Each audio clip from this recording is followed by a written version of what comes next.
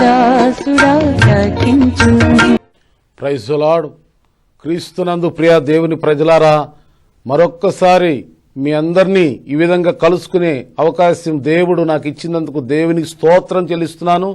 మరి ఈ సమయంలో దేవుని యొక్క వాక్యాన్ని మనం ధ్యానం చేసుకుంటున్నాం. ప్రకటన గ్రంథం 21వ అధ్యాయము 8వ వచనం. బైబిల్ అంతా చాలా విలువైనది కాదే, మర్మయుక్తమైన గ్రంథం ఏదైనా ఉందంటే ప్రకటన గ్రంథం. ఇందులో ఉన్నటువంటి సంగతులను గ్రహిస్తే ఎంతో ఆశీర్వాదం. ఇదిగోండి, దేవుని యొక్క వాక్యం ఏం చెబుతుంది? అసలు పరలోకం వెళ్ళేది ఎవరు? పాతాళానికి వెళ్ళేది ఎవరు? ఇదిగోండి, అగ్నిగుండానికి వెళ్ళేది ఎవరు? నిత్య జీవానికి వెళ్ళేది ఎవరు? ఇది ఈ వారం నేను నిత్య అగ్నిగుండానికి, పాతాళ గుండానికి వెళ్ళేది ఎవరో 8 రకాలైన ప్రజలను మీ ముందు పెడుతున్నాను. ఆ 8 మంది ప్రజల్లో, ఆ 8 రకాలైన ప్రజల్లో నీవుగానే ఉన్నట్లయితే ఈ కార్యక్రమం చూస్తున్న నీవు తప్పించుకోవని ప్రభు పేరిట మనం చేస్తున్నాం. చూడండి, మన ప్రకటన గ్రంథం 21వ అధ్యాయంలో 8వ వచనంలో చూస్తున్నాం. రెండవ మరణం అనగా నిత్య అగ్నిగుండం, పాతాళం. ఆ అగ్నిగుండానికి, ఆ పాతాళమునకు వెళ్లకుండా ఉండాలని యేసుక్రీస్తు వారి లోకానికి వచ్చి నిన్ను నన్ను రక్షించి తన నిత్య రాజ్యాన్ని తీసుకెళ్లటానికి యేసయ్య తన ప్రాణం అర్పించి పునరుత్థానుడై తిరిగి లేచి సజీవుడిగా తను కనపరుచుకుని మనందరినీ కూడా రక్షించాడు. అయితే అగ్నిగుండానికి వెళ్లే వాళ్ళ లిస్ట్ ఇక్కడ రాయబడుతుంది. పాతాళ గుండములకు వెళ్లేటువంటి వాళ్ళు ఇక్కడ 8 రకాలైన వారిని చూస్తున్నాం. వాళ్ళలో మొదటి వారు ఎవరనగా పిరికి వారు అని చూస్తున్నాం. పిరికి వారు చూడండి, ఎలాంటి పిరికితనమో చూస్తున్నాం. లోకంలో ఎంతో మంది పిరికి వారు ఉన్నారు, ధైర్యవంతులు ఉన్నారు. వారి గురించి నేను ఇక్కడ మాట్లాడలేదు. కానీ యేసుక్రీస్తులో ఉండి బైబిల్ చదువుతూ, ప్రార్థన చేస్తూ, చర్చికి వెళుతూ, మందిరానికి వెళుతూ, భాషలు కూడా మాట్లాడుతూ, మరి దేవునిలో ఉంటూ కూడా పిరికి వారు ఉండేటువంటి వారు ఉన్నారు. వాళ్ళు ఎవరో చూస్తాం. ఏ ఏ విషయాల్లో పిరికితనం కలిగి ఉంటున్నారో మనం గమనించినట్లయితే చూడండి. ఉదాహరణకు నెంబర్ 1, మొట్టమొదటిగా లూకాసు సువార్త 22వ అధ్యాయం 54వ వచనం నుండి 62వ వచనం వరకు చదువుకున్నట్లయితే యేసుతో పాటు తిరిగినటువంటి, సంచారం చేసిన పేతురు యేసు ప్రభువుని పట్టుకుని ఆయన శిలువ మరణాన్ని తీసుకెళ్తూ ఉన్నప్పుడు పేతురును పట్టుకుని అడిగారు, ఇదిగో నువ్వు యేసుతో కూడా ఉన్నవాడు నువ్వే కదా అంటే ఆయన ఏమన్నాడంటే, యేసు ఎవరో నేను ఎరుగను అని ముమ్మారు అబద్ధమాడగా కోడి కూసినని ప్రతి ఒక్కరికి తెలుసు. యేసును ఒప్పుకోవటానికి భయపడ్డాడు. ఈ దినాల్లో ఎంతో మంది క్రైస్తవులు సంఘంలోనే ఒక పేరు, ఓటర్ లిస్టులోనే ఇంకో పేరు ఉంటుంది. ఎందుకు అంటే యేసుక్రీస్తుని ఒప్పుకుంటే ఉద్యోగం పోదు, యేసుక్రీస్తుని ఒప్పుకుంటే పెళ్లిళ్ళకి పేరు, యేసుక్రీస్తు నామం ధరిస్తే యేసుక్రీస్తు బిడ్డలమని చెప్పుకుంటే అవమానంగా ఎవరో ఎందులోకో దిగిపోయే పాడైపోయావని చెప్పి వెళ్ళేస్తారని చెప్పి ఎంతో మంది ఇక్కడ ఒక పేరు, అక్కడ ఒక పేరు. ఇదిగో ఇక్కడేమో హిందువుడుగా, అక్కడేమో క్రైస్తవుడుగా. ఇదిగో ఈ విధంగా ఇద్దరు యజమానులకు దాసుడైపోయి ఇదిగో 2 విధాలుగా 2 మనసులతో, ద్విమనసుతో జీవించే వాళ్ళు ఎంతో మంది ఉన్నారు. వీరు పిరికి వారని బైబిల్ చెబుతుంది.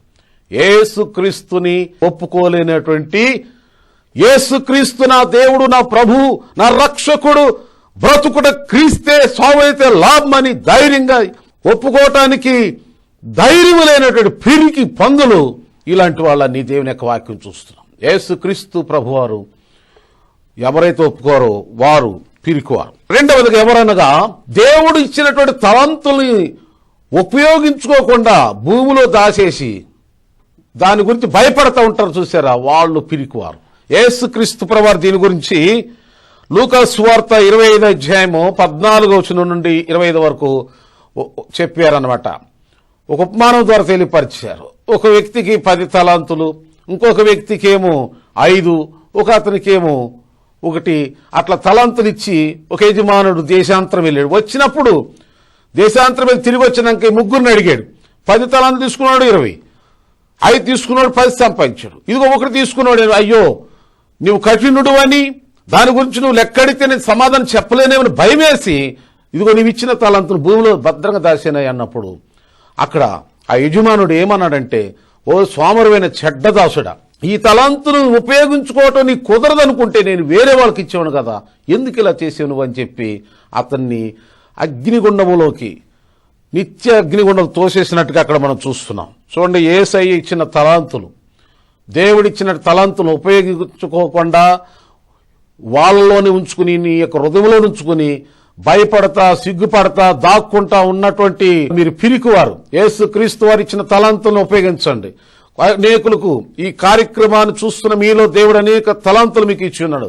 ఇదిగో ప్రార్థనా తలాంతు, ఇచ్చే తలాంతు ఇచ్చి ఉన్నాడు. సువార్త చెప్పే తలాంతు మీకు ఇచ్చి ఉన్నాడు.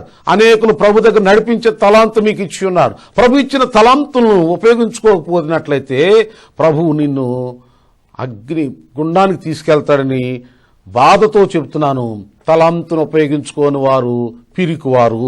మూడవదిగా చూస్తున్నట్లయితే లూకాసు వార్త 5:8 పేతురు భయపడిపోయి ఏమంటున్నాడంటే నేను పాపిని అని చెప్పి యేసు ప్రభు చూసి అయ్యా నేను పాపిని అని దూరంగా పారిపోతున్నాడు. చూడండి, పాపములను బట్టి చాలా మంది యేసు ప్రభు దగ్గరకు రాకుండా దూరం వెళ్ళిపోతారు. చాలా మంది మీరు చర్చికి ఎందుకు రావట్లేదా అంటే అయ్యా నేను పాపాత్ముడిని, నేను దుష్టుడిని, దుర్మార్గుడిని, లోపిష్టిని, శాడిస్టుని, రకరకాలైనటువంటి అపవిత్రత నాలో ఉంది, నేను రాలేనయ్యా మందిరానికి, నేను రాలేను యేసు దగ్గరికి అని చాలా మంది క్రీస్తుకు దూరంగా వెళ్ళిపోలను. అసలు యేసుక్రీస్తు వారు వచ్చింది ఈ లోకానికి ఎందుకో? యేసుక్రీస్తు వారు వచ్చింది నీ పాపుల కొరకే నేను వచ్చాను కానీ నీతిమంతులు నేను పిలవరాలేదని యేసుప్రభు చెబుతున్నాడు. పాపులు రక్షించుటకు క్రీస్తు యేసు ఈ లోకానికి వచ్చాననే మాట నమ్మదగినదని మన అందరం క్రిస్మస్ పండుగ చేసుకుంటూ మిగతా సమయంలో యేసుక్రీస్తు ప్రభు దగ్గర నేను రావాలంటే నా పాపం అడ్డొస్తుంది. ఎంతో మంది నీ పాపములను బట్టి భయపడిపోతున్నావా? భయపడొద్దు. పాపములను బట్టి పిరుగుతున్నాం. నాలుగవది యెహోషువ గ్రంథం 2:4 గమనిస్తున్నాం. నాలుగవదిగా భయం. దైవజనులను చేర్చుకోవటానికి భయపడుతున్నాం. ఎరుకో పట్టణము ఏగులు వారు వెళ్ళినప్పుడు ఆ పట్టణంలో ఎవరూ కూడా దైవజనులను చేర్చుకోలేదు. ఒక రాహాబును వేసి మాత్రమే చేర్చుకుని వారిని కాపాడి ఎరుకో రాజు కంటపడకుండా వాళ్ళను వేరే త్రోవలో పంపించేసింది. దైవజనుల ద్వారా ఆమె రక్షణ పొందినట్టుగా చూస్తున్నాం. దైవజనులను చేర్చుకోవటానికి పట్టణం అంతా భయపడింది. ఆ పట్టణం నశించిపోయింది. ఏ స్త్రీ అయితే ధైర్యంగా దైవజనులు చేర్చుకుందో ఆ స్త్రీ తన కుటుంబం అంతా రక్షించబడినట్టు యెహోషువ గ్రంథంలో 2వ అధ్యాయంలో అంతా మనం చదివినట్లయితే అక్కడ ఈ సంఘటన మనం చూస్తున్నాం. కావున యేసయ్యను ఒప్పుకోవటానికి భయపడుతున్నాం. యేసయ్య ఇచ్చిన తలంతులు వాడుకోవటానికి భయపడుతున్నారు క్రైస్తవులారా. మరియు పాపములు లోపములు ఉన్నాయని చెప్పి అనేక మంది భయపడుతున్నారు. కొంతమంది పైకి భయపడుతున్నారు, మరికొంత లోపల భయపడుతున్నారు. బైబిల్ ఏం చెప్తుందంటే మన హృదయము మన మీద దోషారోపణ చేయనట్లయితే దేవుని ఎదుట ధైర్యం కలిగిన వారం అవుతాం కదా. చాలా మంది దోషారోపణతో మందిరాలకు వెళ్తున్నారు. దేవుడు నా ప్రార్థన వింటాడా, దేవుడు నన్ను ఆశ్రయిస్తాడా, స్వస్థపరుస్తాడా, బలపరుస్తాడా? భయం, పిరిగితనం. దైవజనులను చేర్చుకోవటానికి ఎంతో మంది భయపడుతున్నారు. మరి కాబట్టి చాలా మంది మన పూర్వదినాల్లో ఎంతో మంది దైవజనులను చేర్చుకుని దైవ సేవకులను చేర్చుకుని, ఉదాహరణకు బైబిల్లో 16వ అధ్యాయం అపోస్తుల కార్యగ్రంథము చూసినట్లయితే లూదియా అనే స్త్రీ, అలాగే శిరస్థల నాయుడు, ఇంకా ఎంతో మంది దైవజనులు చేర్చుకుని దీవించబడ్డారు, ఆశ్రయించబడ్డారు. మేము దేవుని బిడ్డలు, నేను దేవుని యందు విశ్వాసం గలదాన్ని ఎంచితే మీరు నా ఇంటికి వచ్చి ఉండండి బలవంతంగా పట్టుదలతో తీసుకెళ్లారు. 19వ అధ్యాయం ఆది కాండములు గమనించినట్లయితే బలవంతంగా లోతు దేవుని సేవకుల ఇంటి ఆహ్వానించడం చూస్తున్నాం. కాబట్టి భయపడుటకు మనల్ని దేవుడు ఏర్పాటు చేసుకోలేదు. దేవుడు మనల్ని ఎలా ఉండమంటున్నాడంటే ధైర్యంగా ఉండమంటున్నాడు. పిరికివారు దేవుని రాజ్యములకు వెళ్లరు. ఇదిగోండి నా ప్రియ దేవుని బిడ్డలారా, మీరు ఎంతో కాలం నుండి దేవుని తెలుసుకున్నా, ఎన్ని విలువైన మీరు కానుకలిచ్చినా, ఇదిగోండి ఎంతో దేవునిలో ఎదుగుతున్నా, పిరిగితనం కలిగి ఉన్నట్లయితే దేవుని రాజ్యాన్ని కోల్పోతావని దేవుని దాసునిగా నేను తెలియపరుస్తున్నా. కాబట్టి ఇప్పుడు నువ్వు యేసుక్రీస్తు ప్రభువారు చెప్పిన 4 మాటలు కూడా చెప్తున్నానండి. యేసయ్య ఏమన్నాడంటే లూకాసు వార్త 21వ అధ్యాయం 28వ యేసు ప్రభువారు 4 మాటలు చెప్పాడు ఈ సందర్భంగా. ఒకటి, యేసు రాకడ దగ్గర పడుతున్నప్పుడు ఈ లోకంలో అనేక వింతలు విచిత్రాలు జరుగుతూ ఉంటాయి. మోసాలు, అనేక విధమైన అంత్యదినాలు, కపటాలు, దుర్మార్గం జరుగుతూ ఉంటుంది. ఇవన్నీ జరుగుతున్నప్పుడంట వీటిని చూచి పిరికితనంతో వెళ్ళొద్దన్న, ధైర్యం తెచ్చుకోండి, నా రాకడ సమీపిస్తుందని ధైర్యం తెచ్చుకోండి అన్నాడు. ఇదిగోండి రాకడ దినాల్లో ఉన్న అనేకమైన ఎప్పుడు ఎన్నడూ ఎవరు చూడనటువంటి అనేకమైనటువంటి దుష్టకార్యాలు, దుర్మార్గ పనులు జరుగుతున్నాయి. అనేకమైనటువంటి మోసాలు, సాతాను తంత్రాలు, మంత్రాలు ఎన్నెన్నో చూస్తున్నాం. ఇవన్నిటిని చూసినప్పుడు రాకడ సమీపించిందని ఇంకా ధైర్యం తెచ్చుకుని ఇంకెక్కువ ప్రార్థన, ఇంకెక్కువ దేవునికి ఇవ్వటం, ఇంకెక్కువగా దేవుని సన్నిధి సాగటం, ప్రతి దినం ఎక్కువగా దేవునితో ఉండమని ధైర్యం తెచ్చుకున్నాం. రెండవదిగా యేసు ప్రభువు చెప్పాడు.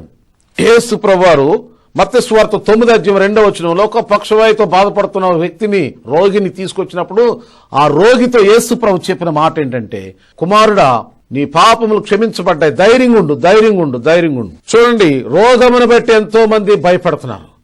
ఇదిగో నాకు ఈ జబ్బు పోదేమో, ఈ బలహీనత పోదేమో, డాక్టర్ల వల్ల కాంది, యేసయ్య స్వస్థపరుస్తాడు పక్కన చెప్తున్నా భయం భయం.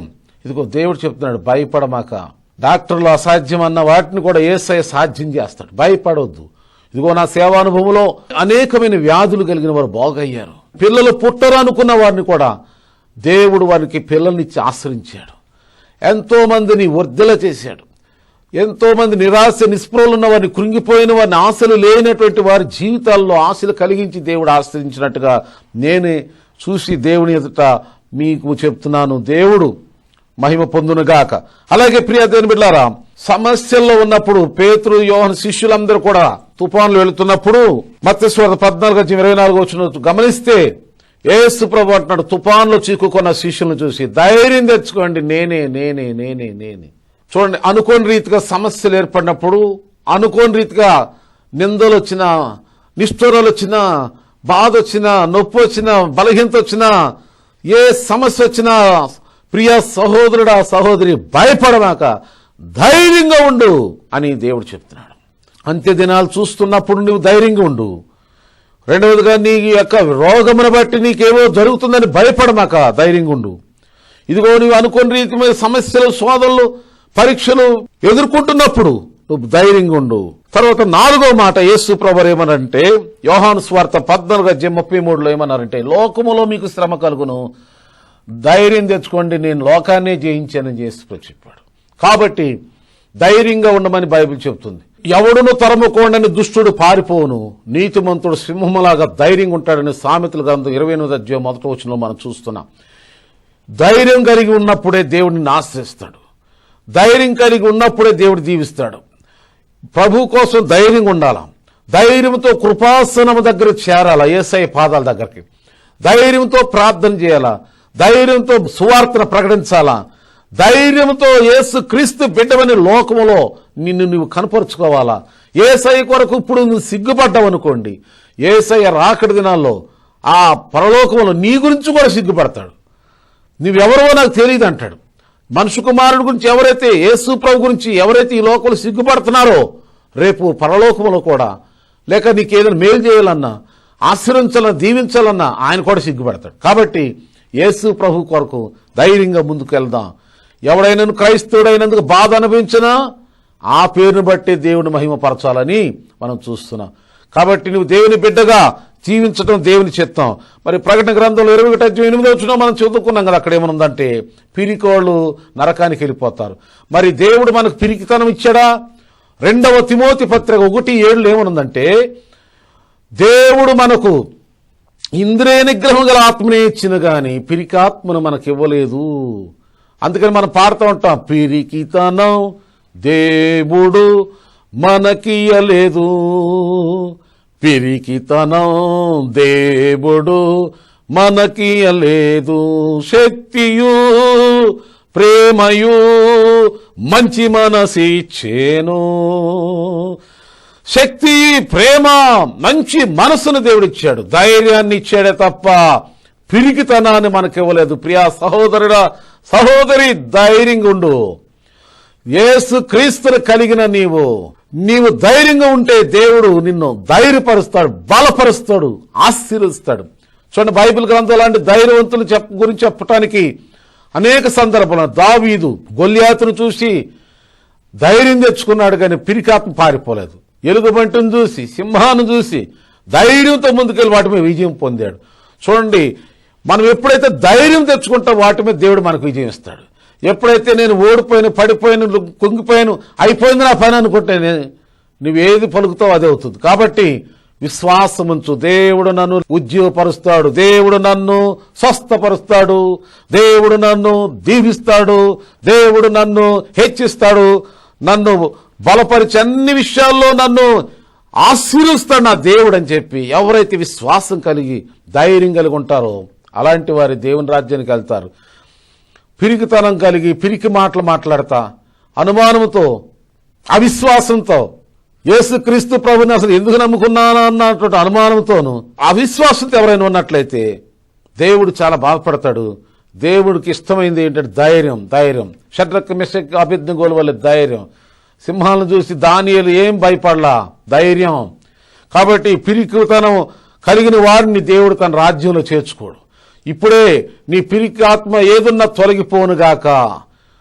వ్యాధిని బట్టి భయమా, దేని గురించి పిరికితనం కలిగి ఉన్నావు. దైవజనులు చేర్చుకునే విషయంలో భయపడుతున్నావు. దేవుడికి తలంతులు వాడు కూడా భయపడుతున్నావు.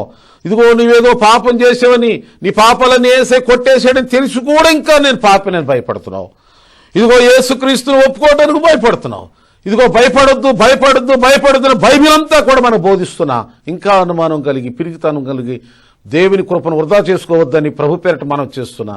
దేవునికి ఇవ్వటానికి భయం. ఇదిగో దేవునికి ఇస్తే రేపు నా సంగతి ఏంటని భయం. దశంభాగం దేవునికి ఇచ్చేస్తే ఈ నెల గడిచేదట్టు అనుకుంటాం.